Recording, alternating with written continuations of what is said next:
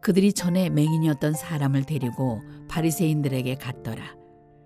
예수께서 진흙을 이겨 눈을 뜨게 하신 날은 안식일이라.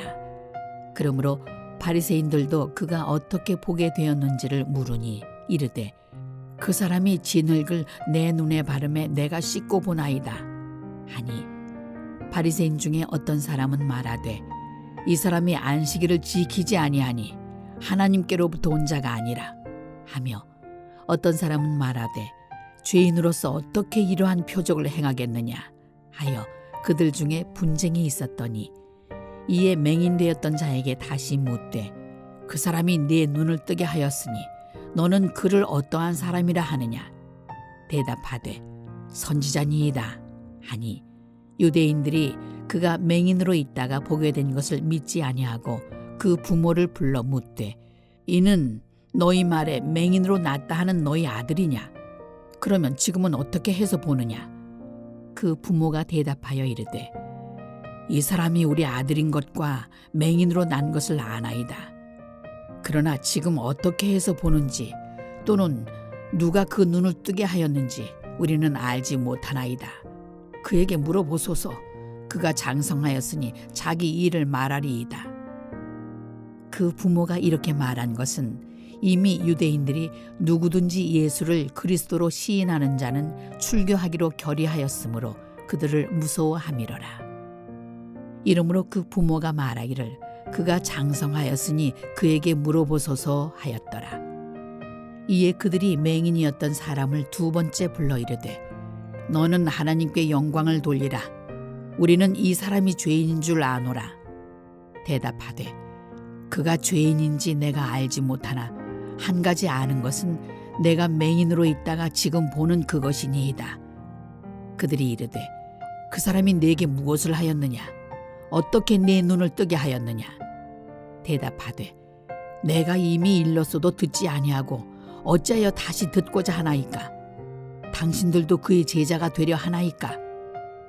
그들이 욕하여 이르되 너는 그의 제자이나 우리는 모세의 제자라. 하나님이 모세에게는 말씀하신 줄을 우리가 알거니와 이 사람은 어디서 왔는지 알지 못하노라. 그 사람이 대답하여 이르되 이상하다. 이 사람이 내 눈을 뜨게 하였으되 당신들은 그가 어디서 왔는지 알지 못하는도다. 하나님이 죄인의 말을 듣지 아니하시고 경건하여 그의 뜻대로 행하는 자의 말은 들으시는 줄을 우리가 아나이다.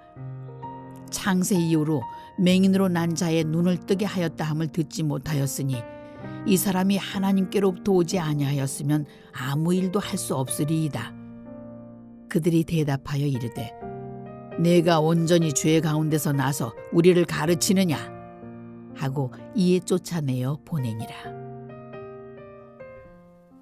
태어나면서부터 앞을 보지 못했던 이가 예수님을 만나 눈을 뜨게 되고 9장 8절 이후에는 주변 사람들의 이제 반응과 이야기가 나옵니다. 8절부터 12절까지는 주변 사람들이 어떻게 눈을 뜨게 되었는가 묻고 13절부터 34절까지 제법 길게 세 번의 어떤 신문 과정이 이어지는 내용입니다. 오늘 13절부터 이렇게 봐보면 13절부터 17절까지 처음 이제 바리새인들이 눈 뜬 사람을 이렇게 소환해 가지고 묻습니다. 어떻게 눈을 뜨게 되었느냐? 그 사람이 제 눈에 진흙을 바르고 제가 씻었더니 보게 되었습니다. 이 시각장애인의 이야기에 바리새인들이 이제 내용이 안에 분란이 일어납니다. 한 측에서는 그 사람이 분명 죄인인데 눈을 뜨게 했다니 하는 반응이고, 다른 한쪽 반응은 그 사람이 분명히 안식일을 어긴 죄인인데 그 사람은 안식일을 어긴 죄인이기에 하나님으로부터 온 사람이 아니다, 이런 반응이, 두 반응이 보입니다. 한 사람은 어떻게 죄인이 눈을 뜨게 했을까? 한 사람은 그는 안식일을 범한 죄인이다, 이렇게 논쟁이 일어나면서 다시 그 사람에게 묻습니다. 너는 그를 어떤 사람이라고 하느냐? 눈 뜬 사람의 대답은 17절에 나와 있는 선지자입니다. 선지자는 하나님이 보낸 사람이죠. 선지자입니다라고 대답을 합니다. 18절에서 23절인 이제 이 바리새인, 그 다음에 18절부터는 유대인 이렇게 표현이 되는데, 유대인들이 그 부모를 소환해가지고 조사를 하는데 눈 떴다는 사실이 도저히 믿기지 않기 때문에 그렇습니다. 저 사람이 당신의 아들이고 태어나면서부터 소경이었습니까? 어떻게 눈을 뜨게 됐습니까? 라고 부모들에게 묻습니다. 부모의 대답은 이 사람이 내 자식인 건 맞고 태어나면서부터 앞을 보지 못한 건 맞습니다. 그런데 그가 어떻게 눈을 뜨게 됐는지 저희는 잘 모르겠습니다. 라고 하면서 22절에 설명을 해놨습니다. 어떤 설명이 들어가 있냐면, 부모들이 그렇게 이야기한 것은 유대인들이 예수 그리스도를 시인하는 자를 출교하기로 이미 결정했기 때문이다. 그러니까 부모님들이 유대인들의 출교가 무서웠기에 나 그거 어떻게 눈 떴는지 모르고 그 사람이 이미 컸으니까 그 사람 찾아가서 아들에게 물어보라. 지금 이렇게 증언한 이유는 유대인들이 이미 예수 그리스도를 시인한 사람을 출교하기로, 쫓아내기로 결정했기 때문에 그게 두려워서 말을 못했습니다. 이렇게 성경이 설명되어 있습니다. 이 역사적으로 이 유대인들의 출교 결정을 약 90년경, 서기 90년경, 70년경에 예루살렘이 완전히 멸망을 하고 일군의 바리새인들이 이동을 한 지역이 얌니야라는 지역입니다. 지금 이스라엘의 수도 텔아비브하고 요새 가자 지역 중간 정도 있는 얌니야에서 어떻게 하면 유대인들의 정체성을 더 지키고 민족을 보호할 수 있을까 하면서 그곳에서 그리스도인들을 추방하기로 결정했던 회의를 얌니야 회의, 그렇습니다.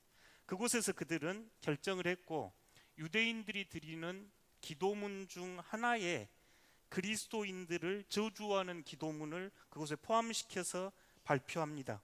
그 기도문의 내용이 배교자에게는 소망이 없을 것이며 오만한 나라는 이 시대에 속히 근절될 것이며 나사렛 사람들과 이단은 순식간에 멸망하여 생명책에서 지워질 것이며 의인과 함께 새겨지지 않을지어다. 복되시도다 오 주여, 당신은 오만한 자를 굴복시키시는도다. 유대인들이 매일 드리는 기도문 안에 이 구절을 넣었습니다. 기도문 안에서 느껴지신가요? 그리스도를 따르는 사람들을 이단이라 칭하고 이들을 생명책에서 완전히 지워버려 주십시오. 그래서 그 오만한 자들이 근절되게 해주십시오. 이렇게 이야기를 합니다.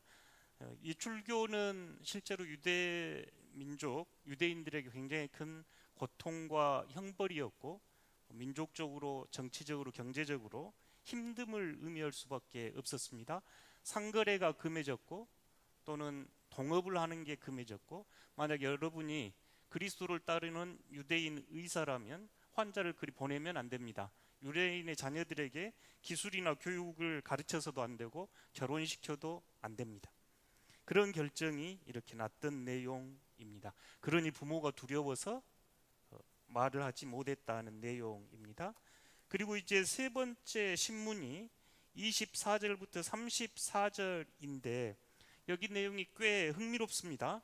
유대인들은 이제 이곳에 이르러서 예수님은 죄인이라고 이제 단정을 합니다.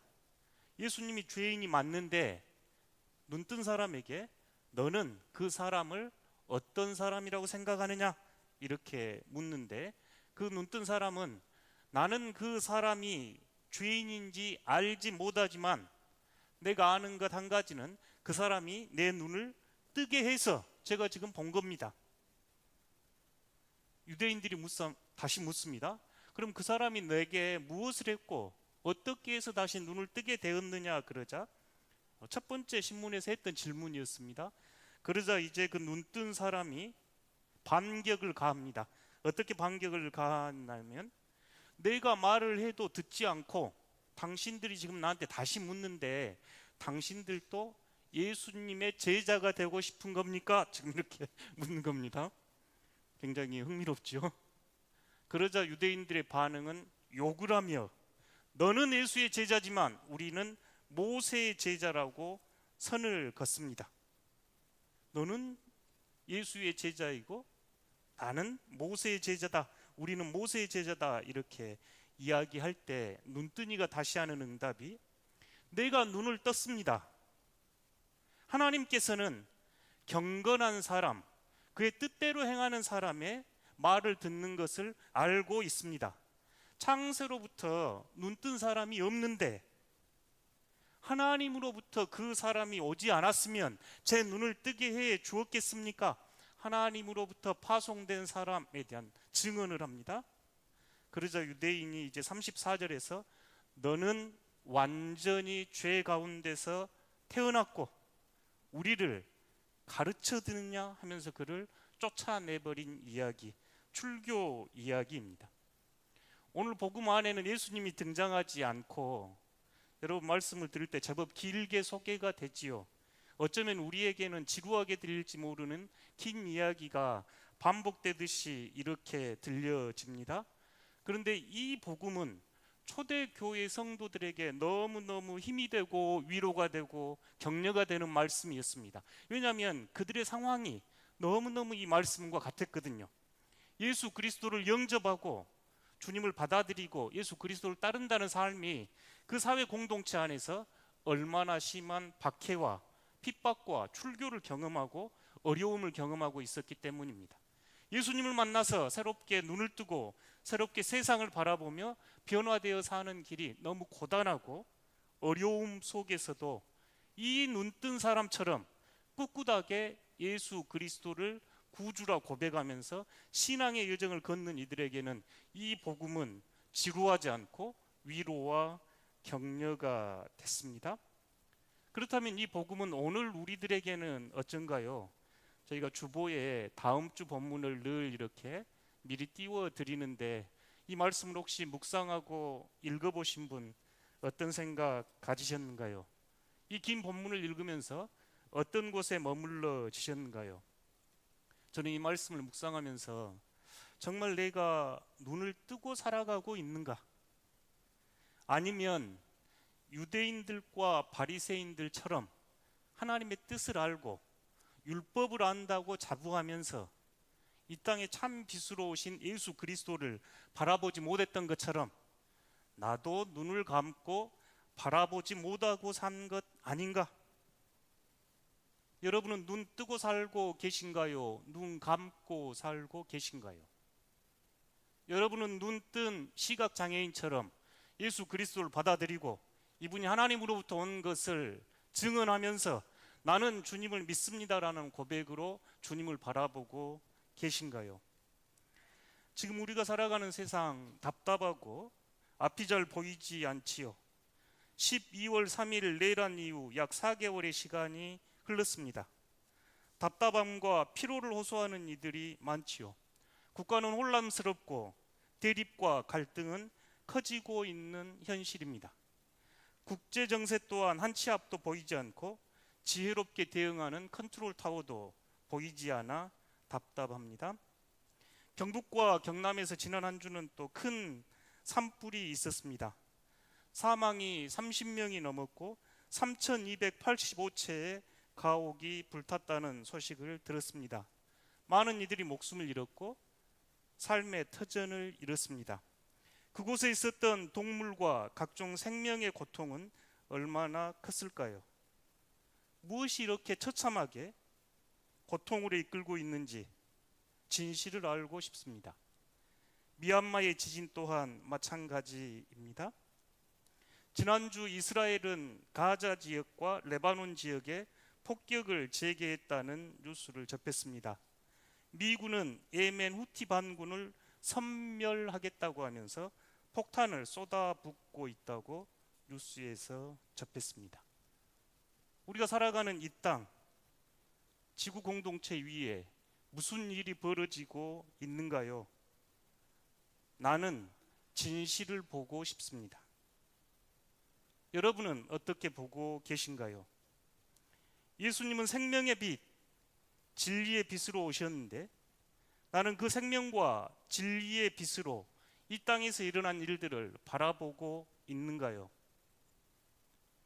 그렇지 않고 유대인들이 예수님께 그리스도인들에게 결정을 내렸던 것처럼 혐오와 자기 판단과 배척과 정죄로 예수를 보지 못한 사람으로 살아가고 있는가요? 여러분, 본다는 게 신앙 안에서 어떤 의미가 있는가요? 저희 중에는 시력이 좀 나쁘거나 시각에 육체적인 문제가 있을 수 있는데, 신앙 안에서 본다 할 때 여러분은 무슨 생각하신가요? 중세의 신비가 보나벤투라가 했던 설명이 저는 늘 도움이 됩니다. 그는 영혼이 하나님께 이르는 순례기라고 하는 책에서, 두껍지 않는 책에서 우리가 세 가지 단계를 통해 하나님께 영혼이 나아간다고 하면서, 마치 성전 같으면 성전 뜰, 그 다음에 성전 안, 지성소, 세 가지 비유를 들어보면서 우리의 눈의 비유를 사용하는데, 첫 번째 눈은 우리가 가지고 있는 육체적인 눈입니다. 그러니까 우리가 가진 이 육체적인 눈으로 하나님의 흔적을 바라볼 수 있는가, 이렇게 묻습니다. 여러분, 우리가 눈을 뜨고 살아가는데 하나님의 흔적을 창조 세계 안에서, 만물 안에서 바라보고 살아가고 계신가요? 두 번째 눈은 이성의 눈이라고 합니다. 깊은 사색과 공부와 사고를 통해서 우리가 진리를 추구하면서 하나님의 형상을 바라볼 수 있는 눈, 이렇게 표현합니다. 깊은 사색과 공부와 묵상을 통해서 진리를 탐구하는 과정에 하나님의 형상을, 여러분 영혼 안에 새겨진 하나님의 형상을 바라보실 수 있겠는가요? 세 번째 눈을 영의 눈이라 하면서 그는 삼위일체 하나님을 직관한다 그랬습니다. 하나님의 은총으로 하나님을 직접 보는 단계, 영의 눈이라고 이야기하는데, 욥이 마치 욥기 42장 5절에서 내가 귀로 하나님께 대해서 들었습니다만 이제 직접 하나님을 봅니다 할 때 쓸 수 있는 표현입니다. 이제 제가 눈으로 하나님을 봅니다 이럴 때 직관한다는 표현을 씁니다. 이 설명은 현대에서도 종종 인용되고 있고, 내가 정말 똑바로 보고 있는지, 내가 보고 있는 게 하나님의 시선으로 보면 어떤 일이 있는지 우리에게 묻게 합니다. 다시 한번 우리의 현실로 가보겠습니다. 산불 안에서 하나님의 흔적이 지워짐을 보고 안타까워하고 있는가요?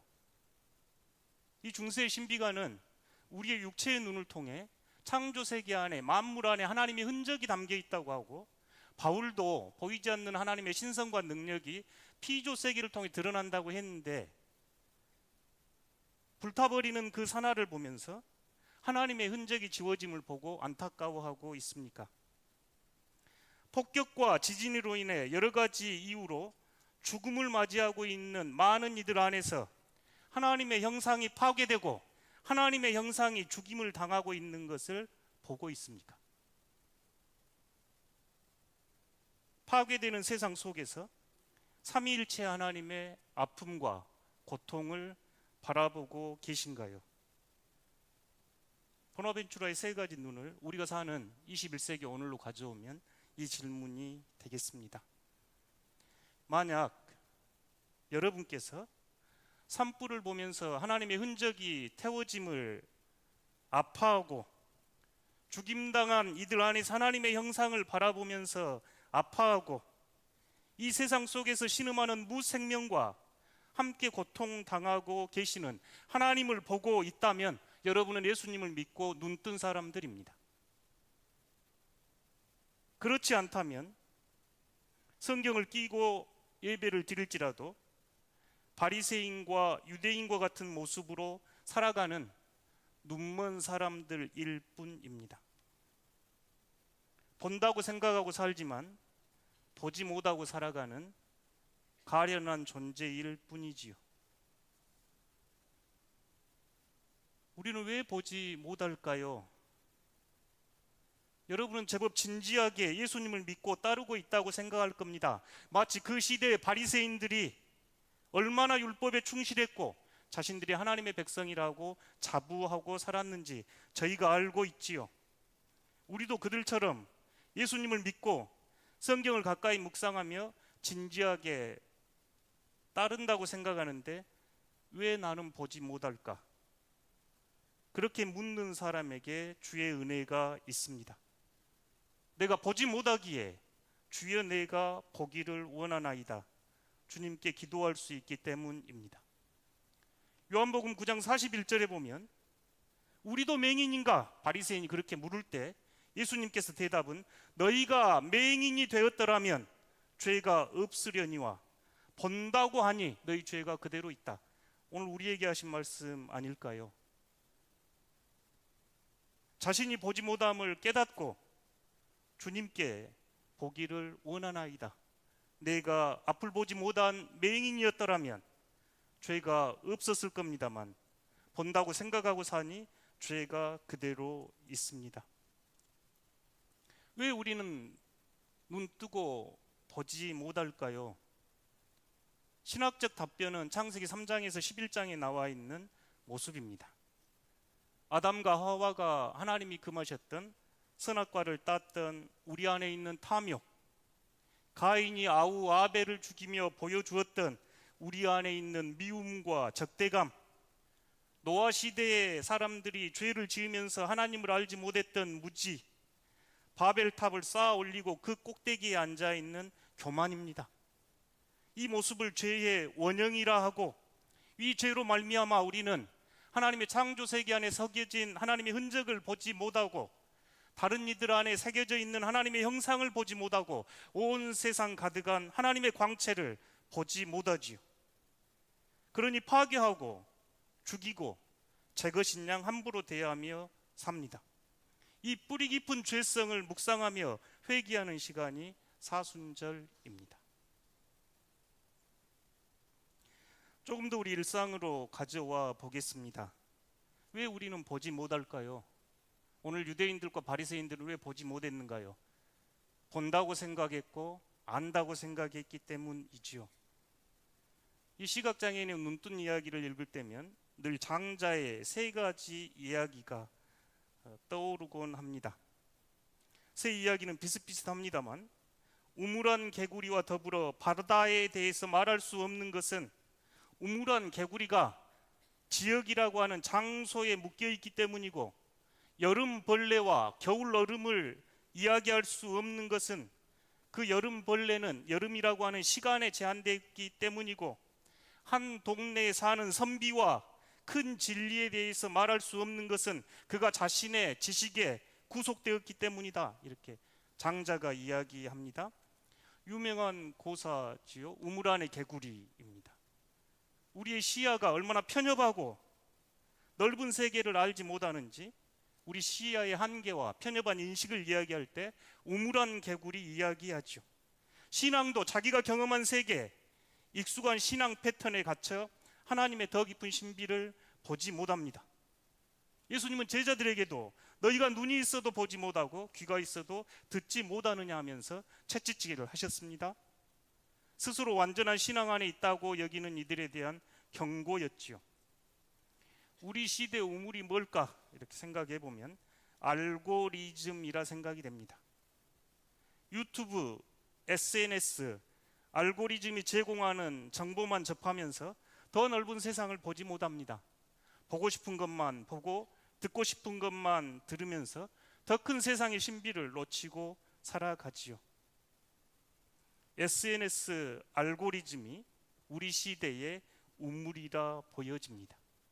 이 우물에서 우물안 개구리에서 벗어나기 위해 진지하게 자기를 인식하고 성찰해야 합니다. 내가 어떤 존재인지, 내가 보고 있는지 보지 못하는지 그리스도의 거울에 비추어 보아야 합니다. 자신이 누구인지 알지 못하는 사람, 하나님을 알지 못합니다. 두 번째, 여름철 벌레입니다. 여름철 벌레가 어떻게 겨울에 얼음을 알겠느냐? 그런 사자성어가 하충의빙이죠. 자신의 고정관념과 영적 무지를 이야기합니다. 여름철 한 시절 살기에 겨울을 경험해 보지 않아 고드름을 알지 못하는 것처럼 특정한 조건과 시간 속에 살면서 자신의 한계를 넘어서 실제를 인식하지 못합니다. 기존 교리나 종교적 습관에만 머물러 있어서 하나님께서 끊임없이 펼쳐가시는, 창조해 가시는 세계를 보지 못하지요. 우리 시대의 이 여름 벌레는 편협한 세계관이라 이야기할 수 있습니다. 특정한 정치적 입장, 사회적 입장만 받아들이고 다른 시각을 이해하려 하지 않는 태도와 연결됩니다. 유대인들이 그리스도인들을 저주하고 생명책에서 지워버리겠다고 기도하듯이 오늘 또 광장의 언어를 보십시오. 상대를 악마화하고 수많은 혐오와 폭력과 갈등을 부채질합니다. 일부 종교인들이 앞장서서 상대를 악마화하는 현상을 보면 오늘 성경에 등장하는 유대인과 바리새인들의 나라는 다른 나라가 아니라 우리가 살고 있는 나라입니다. 그들은 진리를 거부했고 오늘날에도 하나님의 뜻보다 자신의 사고방식에 갇혀 있는지 점검해야 합니다. 우리 스스로 하나님의 신비 앞에 우리를 개방해야 합니다. 세 번째, 지식의 그물입니다. 일곡지사, 한 시골에 사는 선비 뜻합니다. 사물의 한 면밖에 볼 줄 모르는 배타적인 지식과 애골수에 빠져있는 어리석은 선비를 말합니다. 자신이 아는 걸 전부라고 여기고 자기가 아는 세상이 전부이기에 무한한 세계를 보지 못합니다. 바리새인들은 자신의 율법과 전통에 대한 해박한 지식을 가지고 있다고 하면서 정작 율법 안에 들어있는 하나님의 자비와 사랑을 보지 못했습니다. 오늘날 이 지식의 그물은 정보과잉 시대의 거짓 뉴스와 자신이 아는 것만을 절대적으로 옳다고 여기는 자만심으로 보입니다. 바리새인들은 율법을 많이 알았지만 예수님을 거부한 것처럼 잘못된 정보와 자신이 아는 것을 절대화시키면서 확증 편향으로 인해 참된 진리를 알지 못하고 세상을 똑바로 보지 못합니다. 이런 저희에게 필요한 것은 겸손입니다. 토마스 아퀴나스라고 하는 중세 대신학자가 있습니다. 신학대전이라는 어마어마한 책을 썼고 중세 신학의 정수라고 최고로 꼽히는 책입니다. 방대한 저술을 하면서 그가 깊은 신비적 체험을 한 후 그는 신학대전 저술을 멈췄습니다. 펜을 꺾었습니다. 동료가 그 이유를 묻자 내가 지금까지 쓴 것은 모두 지푸라기처럼 보인다고 고백을 했습니다. 자신이 지금까지 연구하고 쓴 것이 지푸라기처럼 보인다고 고백하면서 하나님의 놀라운 신비를 체험하면서 이성의 한계를 느낀 고백입니다. 15세기에 독일의 한 신학자는 이를 박학한 무지라고 표현을 했습니다. 깊이 배운 이가 하나님에 대해서 알지 못한다 하면서 진리를 추구하는 자신의 무지를 인정하는 겸손을 인용할 때 이 표현을 쓰곤 합니다. 하나님에 대해 우리가 알 수 없습니다. 하나님의 신비가 크기 때문이지요. 우리가 아무리 많이 안다고 한들 하나님을 넘어설 수 없습니다. 여러분은 눈을 뜨고 세상을 바라보고 계신가요? 아니면 눈은 뜨고 살아가지만 유대인과 바리새인처럼 예수 그리스도를 바라보지 못하는 장님으로 살아가고 계신가요?